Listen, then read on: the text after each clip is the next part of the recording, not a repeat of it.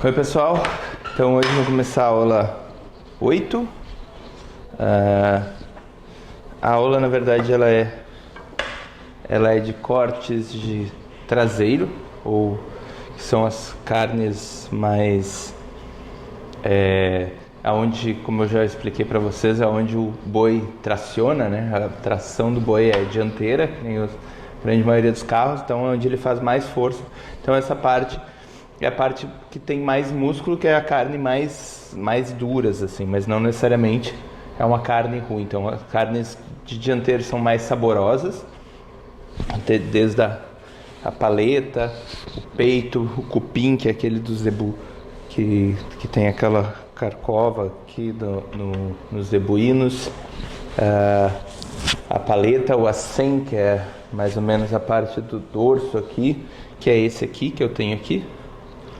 O acém é uma carne ótima para fazer hambúrguer, uma carne muito boa para hambúrguer. Ela tem em torno de 10, 12% de gordura, então precisaria só completar um pouquinho mais de gordura para um hambúrguer, que iria de 20%, assim, seria o ideal, 20 a 25%. Essa carne é boa para... Ela tem, você pode ver que ela tem que ser limpa um pouco, né? A gente tem que tirar um pouco dos nervos, algumas coisas que tem aqui para usar, mas essa gordura aqui para alguns preparos ela é boa. No caso de fazer uma carne de panela, então a gente pode tirar separando a carne, tirar um pouco da gordura, porque numa carne de panela ela acaba sendo um pouco de excesso.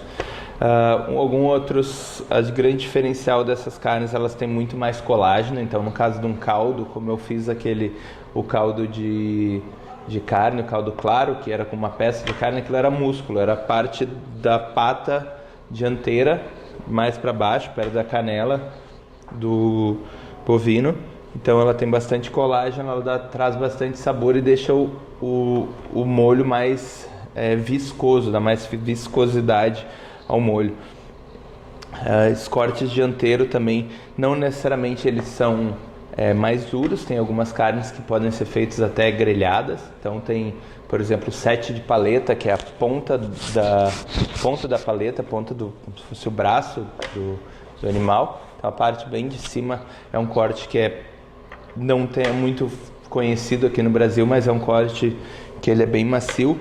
Tem o peixinho. Peixinho também, ele é o miolo da paleta, fica mais para baixo, e ele é um corte que dá para fazer grelhado. Não pode passar muito ponto. Normalmente essas carnes de dianteira, quando tu faz ela grelhada só, ela tem que ser mal passada. Então se passar muito, ela acaba ficando dura, resseca, então ela tem que manter uma umidade. O peito é o granito aqui no sul, que a gente usa bastante em churrasco. Ele é uma carne que, essas carnes mais rígidas assim, a gente precisa de um tempo de cozimento maior, e também um tempo com uma temperatura mais baixa. Também a ponta da costela também, que já está mais a parte do dianteiro. Então, normalmente o que faz? Vocês já ouviram falar no costelão 12 horas? O costelão 12 horas, ele é assado por 12 horas. A grande maioria não é 12 horas, tá? 6 horas, 8 horas, a uma temperatura bem baixa. Então a carne a gente pode só grelhar ela. Lembra que eu fiz o filé só grelhado? Ou a gente pode fazer ela grelhado numa frigideira. Ela vai atingir lá, sei lá, 200, 250 graus, uma frigideira. Depois eu posso botar no forno a 180, 200 graus, e ela vai ter um calor muito forte de fora para dentro. À medida que eu asso por mais tempo, eu vou deixar uma temperatura mais baixa. Então uma costela vai assar em torno de 100 graus, 80 graus, e ela não vai ser tão agressiva as fibras da carne. Então ela vai começar a maciar a carne, e manter mais a estrutura. A carne vai ter também uma perda bem menor de umidade, assim, do líquido da carne. Ela vai dar um rendimento maior. Eu expliquei para isso para vocês, não sei se vocês lembram na aula teórica. Eu ia preparar um peito para vocês, tá? Mas o fornecedor nos entregou o peito errado. Ele era para ser só o peito, o granito. Ele entregou uma parte, o peito com osso e tal, não ia ficar legal. Mas aí eu consegui um ossobuco.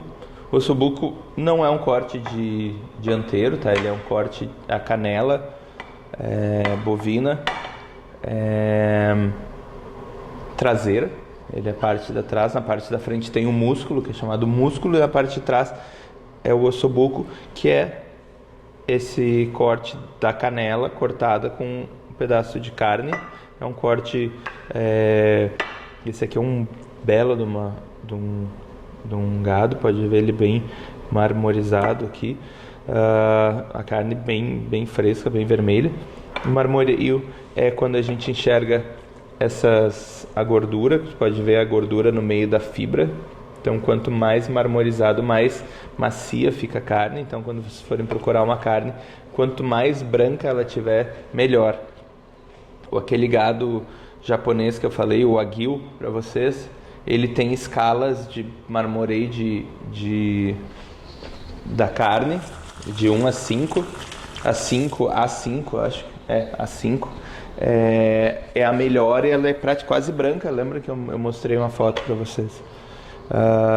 Então eu vou fazer o ossobuco, porque eu queria ensinar vocês o ossobuco, mas ele é a mesma técnica de cocção de uma carne de longa, de uma carne de panela, ou se quiser fazer uma carne com molho de vinho, cozida, mais para frente vocês vão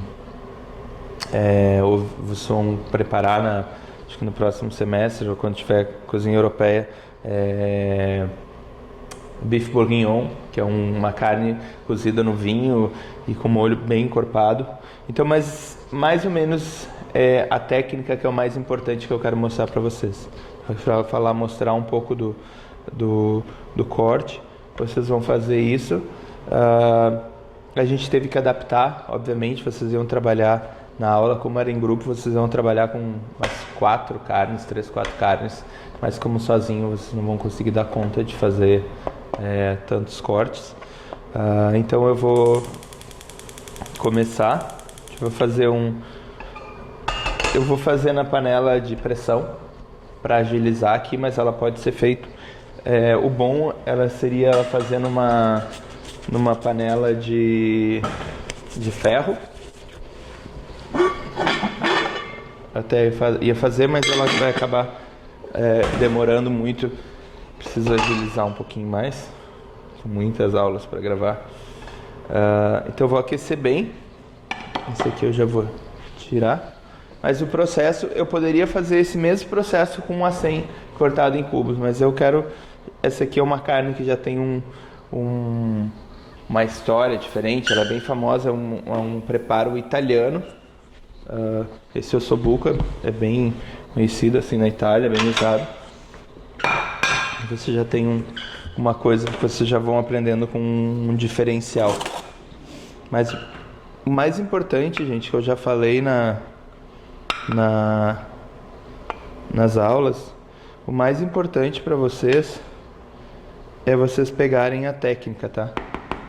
Não a receita. Receita vocês aprendem, vocês pegam na internet. O que vocês têm que se preocupar é com a técnica. O que vocês vão aprender aqui, como vocês vão replicar essas técnicas em outros preparos também. Então daqui a pouco estou ensinando uma proteína, um tipo de carne, mas vocês podem fazer com ossobuco, com peito, com paleta, com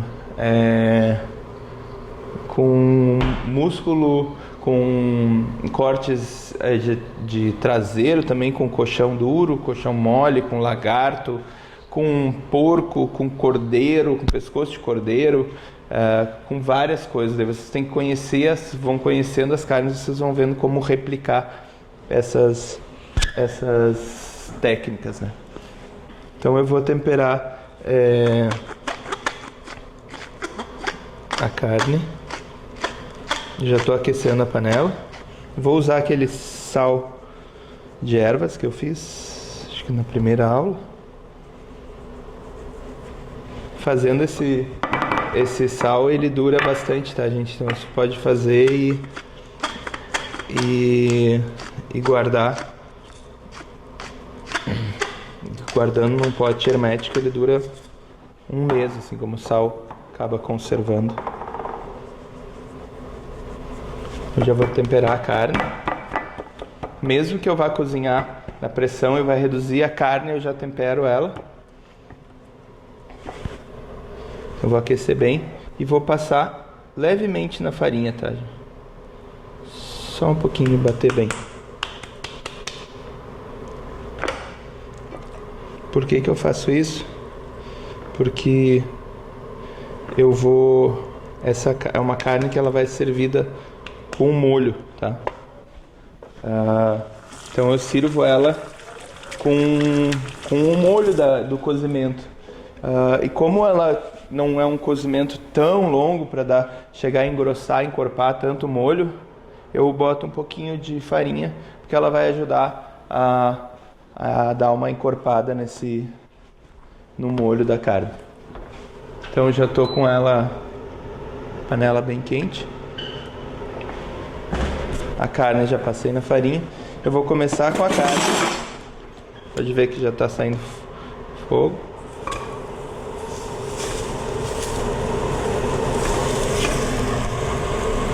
Se a panela ela é fundo triplo, eu posso botar os 2 pedaços.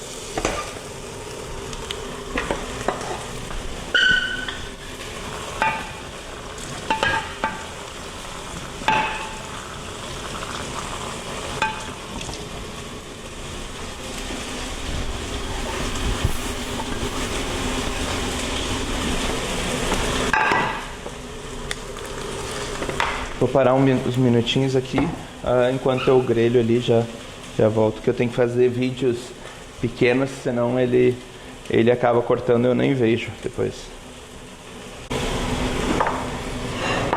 Bom, já estou quase pronto ali. Aqui eu tenho cebola, cenoura, alho poró e alho, tudo em brunoise, tá, gente? Tudo bem pequenininho, que eu não quero nada desmanchando, quero ter que ficar catando nada grande depois. Então eu quero que isso ajude a encorpar o meu molho. Então eu vou mostrar agora uma técnica para vocês. Assim que eu tirar a carne, se chama ping frita. É uma técnica bem legal de fazer.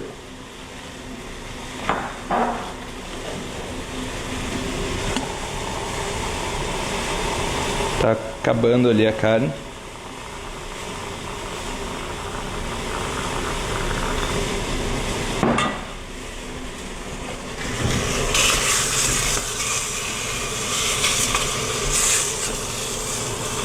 Bom, selei bem os 2 lados. Ó. Vou baixar o fogo, já tô com a carne aqui. Agora eu vou deixar ela descansar, ela aqui, enquanto eu vou preparando o restante das coisas. Eu vou tirar aqui, como ela está muito quente, e eu vou botar manteiga, eu vou deixar esfriar só um pouquinho, porque senão vai queimar a manteiga, né?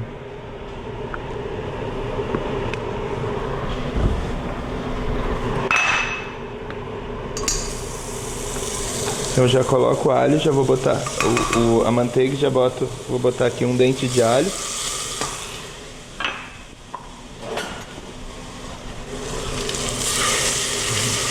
E é muito rápido, já que tem meia cebola.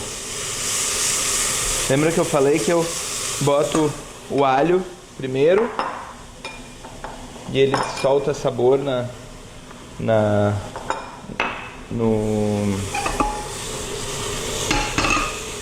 solta sabor no óleo, na manteiga. E depois põe a cebola. E agora eu deixo cozinhando, vou botar, como já esfriou agora um pouco mais, vou botar mais um pouquinho de manteiga. Tem aqui 2 colheres de sopa. Gente, essas quantidades, assim, isso na cozinha salgada, tá? Quando não é uma massa, um bolo ou uma massa de alguma coisa, mas para fazer um cozido, para fazer uma carne, um molho, um tempero, não se preocupem com quantidades certas, tá? Se eu botei 1 colher aqui de manteiga, ou se eu botar 3 ou 2, se eu botei meia cebola ou 3/4 cebola, 1 cebola inteira, o resultado não vai mudar tanto. Óbvio que se eu botar mais cebola do que carne vai fazer diferença, mas a quantidade certa não é. Você tem que pensar que tem que ser proporcional. Tudo tem que ser proporcional. Então a quantidade de carne de cebola que eu boto para essa quantidade de carne tem que ser proporcional. Não posso botar 3 cebolas para 2 pedacinhos de carne. A não ser que eu quisesse uma carne acebolada, eu vou sentir mais gosto de cebola do que da carne, né? Então tudo é uma questão de ir conhecendo, de fazendo. Enquanto vai fazendo, vai conhecendo todos os preparos e vai sabendo. Mais importante é como dosar as coisas, né? Então vocês têm que aprender a dosar o tempero, a dosar o sal. É muito difícil eu dizer para vocês quanto de sal que é para colocar numa carne. Se eu fosse fazer pesado, até conseguiria dar para vocês, assim, uma carne vai em torno de 6% de sal, tá? Se vocês forem colocar pelo peso da carne. Mas quem é que vai ficar pesando uma carne e o sal na hora de colocar, né? Então não tem muito como fazer isso. Sei que vocês façam uma salmoura e botem todas as carnes na salmoura. Na salmoura, depois eu vou explicar na outra aula. A salmoura é 10% de sal, então vou botar 1 litro de água, 100 gramas de sal. Aí é fácil, joga a carne ali dentro, deixa ela, só que daí varia o tempo que vai ficar dentro da salmoura, dependendo do tipo de carne, se é uma carne mais fina, se é mais larga, se tem muita pele, se não tem pele, tudo varia. Então não tem nada, nenhuma receita assim mágica. Até porque da grande maioria das receitas de cozinha, se vocês procurarem, vocês vão ver isso aqui só diz assim, sal. Não diz tanto de sal. Só diz assim, sal. Então bota sal, bota pimenta.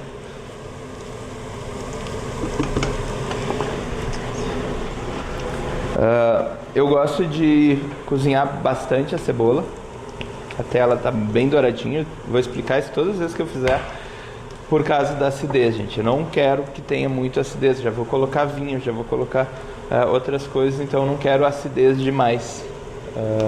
Então douro bem a cebola e vocês vão ver o que ela faz agora na construção do molho. Vocês vão ver a diferença que dá. Agora quando estiver nos próximos passos. Vou botar um pouco de alho poró.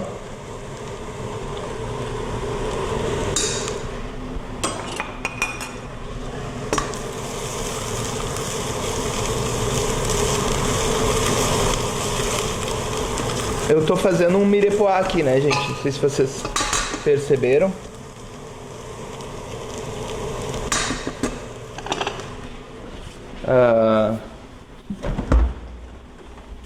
Mas é o que eu tô colocando ali. Acabei não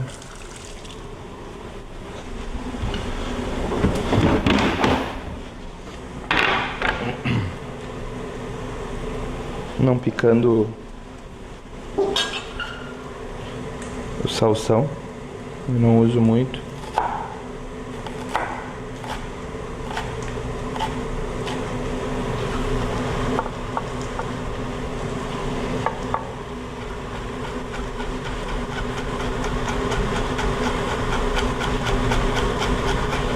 pouquinho de salsão ele é bom, é aromático, assim, tem um sabor. Mas eu não gosto que tenha... Tem gente que usa demais e daí ele toma conta do sabor. Vou botar a cenoura.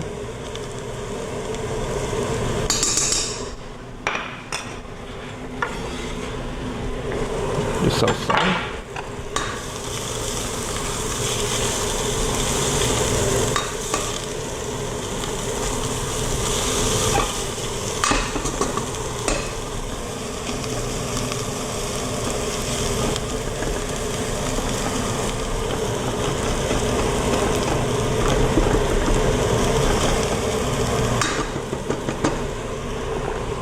Esse molho pode ser de duas maneiras, tá, gente? Ele pode ser mais avermelhado, se eu quiser. Aí eu boto molho de tomate, boto extrato de tomate. Ou se eu quiser ele mais escuro, eu boto só vinho, tá? Então, eu não quero que esse fique muito avermelhado. Então, eu não vou colocar... Vou colocar só bem pouquinho de extrato de tomate. E eu vou... ainda dar aquela cozinhada nele antes. Mas se eu quisesse ele com mais sabor de tomate e aquele mais com cara de comida de vó, assim, eu poderia colocar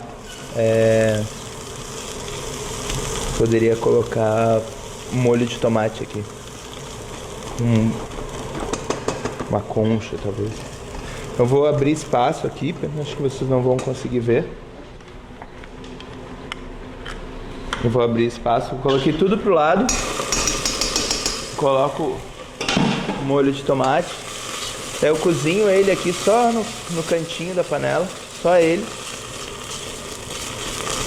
Pra fazer a pinçagem que eu falei pra vocês. Não me lembro qual aula, acho que é de molhos. Então vou fazer a pinçagem aqui.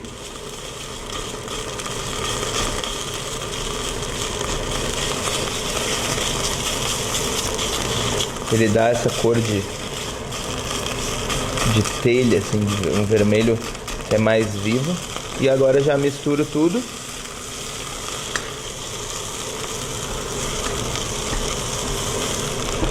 E agora eu vou fazer vou voltar a carne.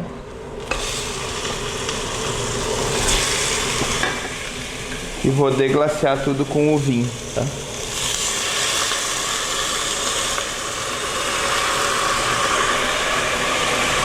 Vinho tinto seco, tá? Fogo alto. E agora eu vou fazer um processo que chama ping frita, tá? Ó, aqui tá todos os meus legumes. Botei o vinho e vou cozinhar até secar. À medida que ele secou, e agora em fogo alto, tá? À medida que ele secou, eu vou ir colocando caldo ou água, tá? Que eu tiver. Como eu tenho caldo, eu vou usar caldo. Esse aqui é caldo de legumes. Secou. Ó, o molho como é que tá. À medida que seca, eu vou lá e boto mais um pouquinho de caldo. Mas não muito. Ó, esse aqui deu uma concha grande, não dei nem meia. Acho que meia concha. E agora cozinho até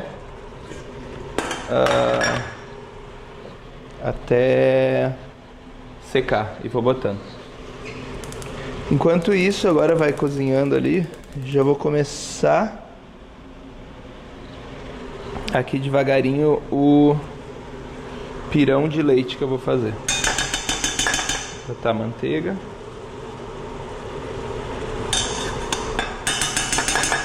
Uma colher de sopa.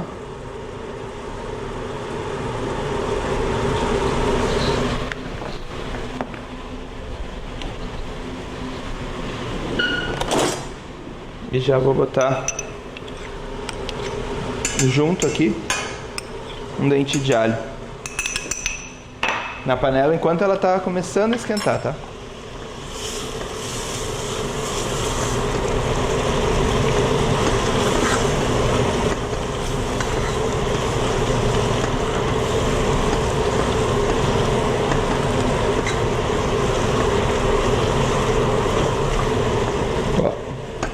tá engrossando. À medida que ele vai fazendo esse pingue frita, o molho vai ganhando uma cor mais escura e ele vai já desmanchando os legumes.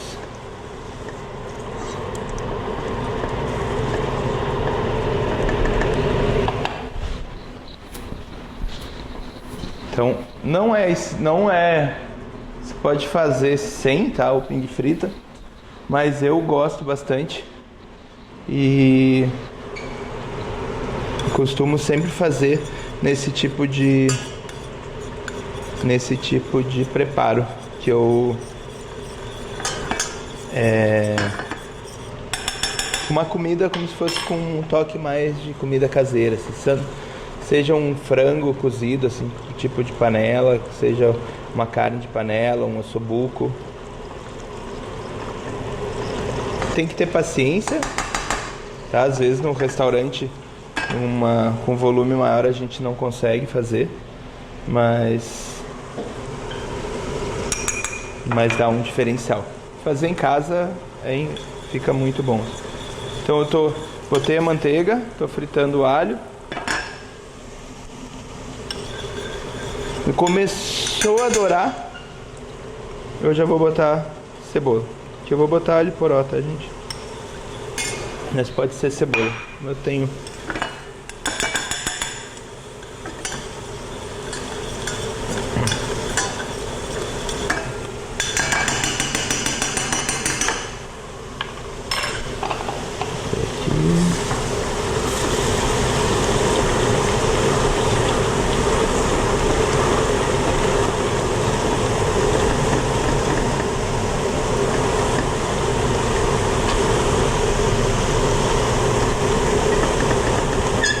Então vou fazer esse pingue frita 3 vezes, já fiz as 3.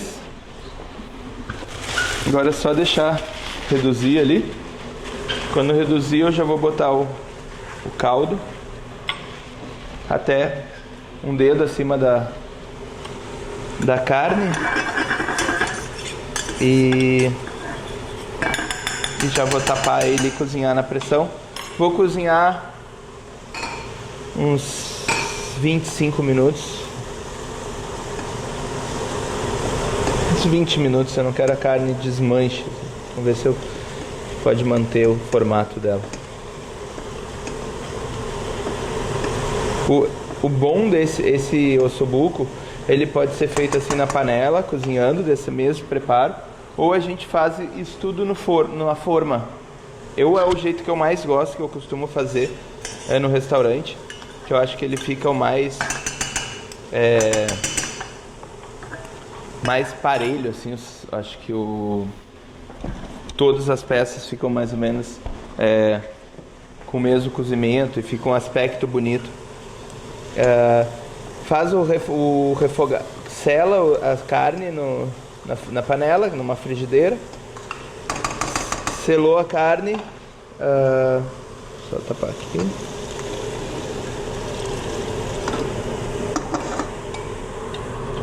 Sela a carne. Vou completar com água, senão vou ficar sem caldo. Sela a carne e põe numa forma, tá? Tem que ser uma forma que tu vai tapar com água. Ela tem que ser meio funda, né? Não pode ser uma forma rasa. Então, tapei. Bota a tampa. E agora pegar a pressão, fogo forte. Quando pegar a pressão, abaixo. Fica cozinhando. Sela a carne numa frigideira e põe na forma. Sela os legumes, põe na forma. Deglaceia a forma. Deglaciar é botar um álcool e tirar tudo que ficou grudado no fundo, tirar todo o sabor aquele que ficou preso na frigideira. Coloco na forma, cubro com um caldo. Posso botar um buquê garni, posso botar o vinho, né? Tudo que eu quero, tapo com alumínio e boto no forno. No forno a 140 graus, pode ser. Daí deixo umas 2 horas ele fechado, abro e aumento para 180 e mais 1 hora mais ou menos. é o que fica melhor, assim, de questão de sabor e de textura e tal. Eu prefiro bastante. Eu vou colocar ali 120, 150 ml de leite.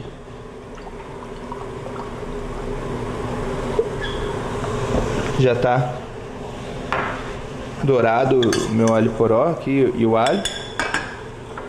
Vou botar o leite.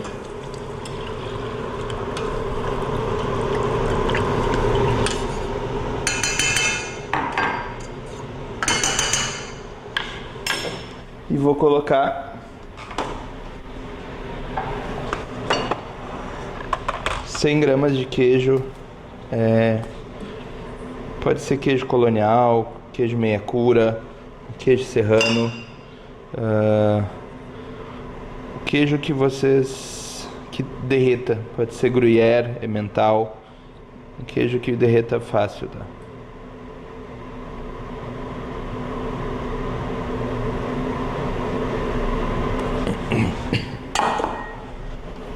Botar o queijo.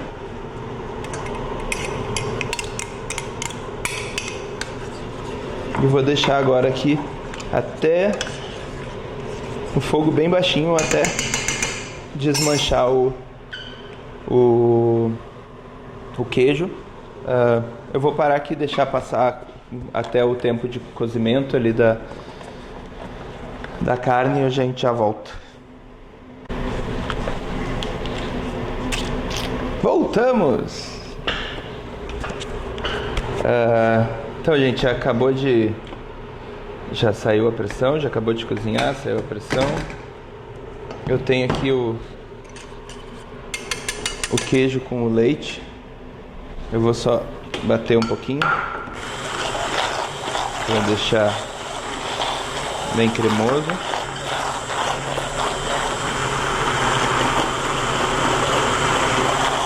E também eu não quero que fique os pedacinhos muito pedacinho de alho poró. Aquele mais lisinho, então.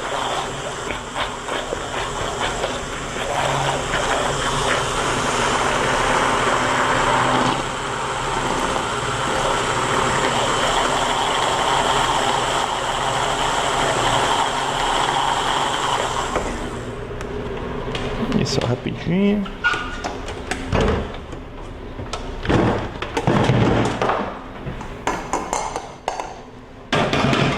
Já vou botar ele aqui no fogo para aquecer.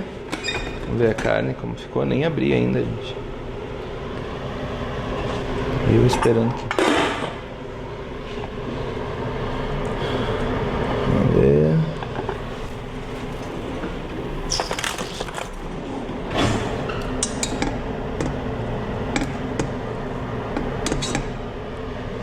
Ainda tá um pouquinho firme. Podia ter deixado um pouquinho mais, mas agora vocês conseguem ver aqui o molho bem bonito.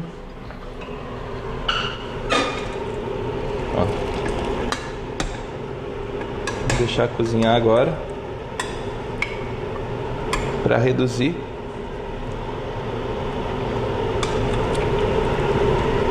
Para reduzir o molho. E a gente já finalizar. Aqui eu só vou esquentar. Vou esperar aqui enquanto vai reduzindo, eu já volto com vocês. Mas assim, acabou de cozinhar. Se não tá no ponto ainda, se a carne já não tá macia, tira ela, volta pra pressão, dá mais um pouco de pressão. Se tá boa, abre e põe para reduzir o molho, para o molho encorpar. Agora o molho vai engrossar. E daí no final a gente já vê como finalizar. Seguindo então, para finalizar, a carne já acabou de cozinhar. Eu reduzi o molho para ficar um molho bem encorpado. Tá bem bonito. Já vou. Agora eu tenho aquele leite. Lembra que eu fritei o alho poró, botei o leite e o queijo. Cozinhei em fogo baixo. Pouco bati com o mixer. Agora eu vou botar a farinha de mandioca. Um pirão. Pirão o normal ele é... Peraí, vou botar um pouquinho de sal já. Um pouquinho porque já tem o sal do queijo, tá, gente? O pirão é um prato tradicional do Nordeste, que ele é um caldo de peixe ou de frutos do mar. E ele faz parecido com a polenta ou com aquele... o que eu mostrei pra vocês dos espessantes, que é uma mistura de farinha com manteiga. Aquilo a gente bota, lembra que coloca o caldo quente e vai colocando a farinha com manteiga misturado. Aqui eu tenho a mistura de leite, ou pode ser um caldo, e eu vou botar farinha de mandioca. O pirão é com farinha de mandioca, não farinha de trigo. Então eu tenho fogo aqui, começou a borbulhar. Para aquela quantidade aqui eu tenho umas 25 gramas de farinha de mandioca. Vou colocando aos poucos e mexendo.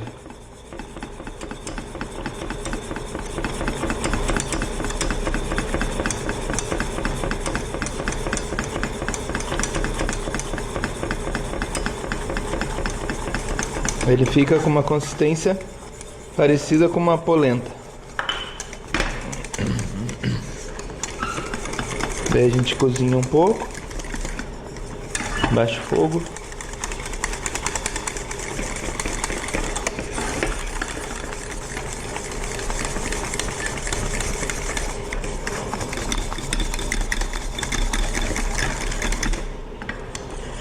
Se por acaso ficar muito grosso, dá pra botar mais um pouquinho de leite ou um pouquinho de caldo. Aqui, tá bem. Vou botar um pouquinho de caldo aqui, que eu tenho na mão, pra dar um sabor também do caldo. Isso não é bom botar nada escuro, porque como ele é pra ter essa cor clarinha, se eu botar um caldo escuro, e ele fica mais pegajoso do que a polenta, que é de farinha de milho, né? Fica com uma cola, assim, parece. Uma textura diferente. Mas ele fica bem saboroso. Eu adoro pirão. Pirão, na disciplina de cozinha brasileira, vocês vão aprender. A gente faz um caldo, bastante sabor. E daí põe a farinha e emulsiona esse mesmo processo. Se vocês podem testar em casa, se vocês quiserem.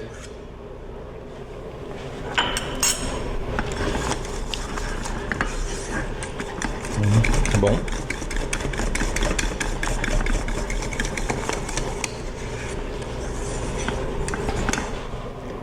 Tem que experimentar e não pode sentir o grão da farinha, tá, gente?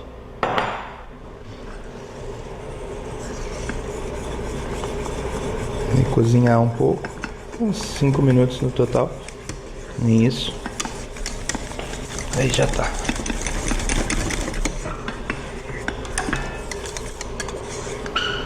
Essa textura tá boa para a textura que eu quero.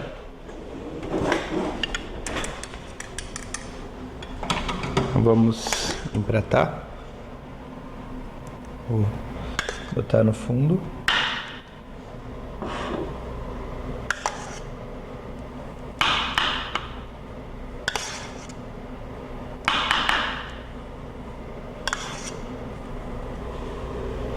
O pirão.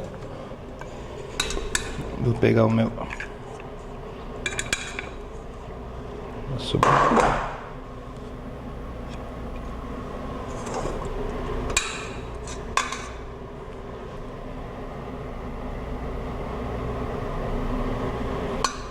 Finalizar com o molho dele.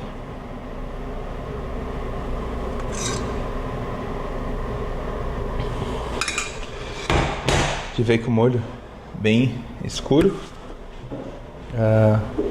Deixa eu ver se eu consigo aproximar para vocês verem melhor. Dá uma inclinadinha aqui.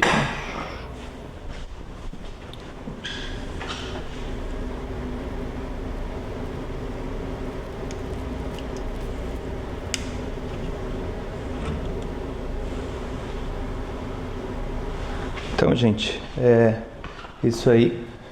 Com esse mesmo preparo você pode fazer com essa técnica vários tipos de carnes diferentes, né? E já aprenderam também esse acompanhamento que é muito saboroso. Pode fazer com outros tipos de queijo. É isso aí, gente. Até a próxima.